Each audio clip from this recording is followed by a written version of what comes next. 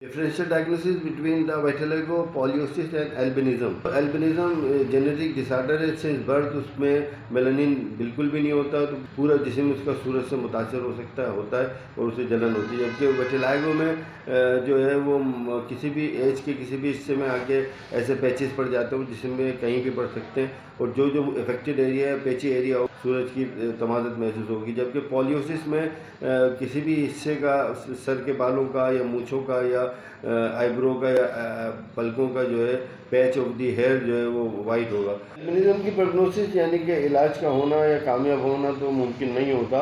इसी तरह विटिलिगो की प्रोग्नोसिस जो है बहुत कम है और कहीं कहीं कभी कभी हो जाती है। जबकि पॉलियोसिस की प्रोग्नोसिस या इलाज होना वो कंडीशन पे है कि एक्वायर्ड था या किसी ड्रग इंड्यूस था, दवा से था या किसी और वजह से था। अगर वजह दूर कर देंगे तो पॉलियोसिस जो है बेहतर हो सकता है, वरना उसकी प्रोग्नोसिस सिफर।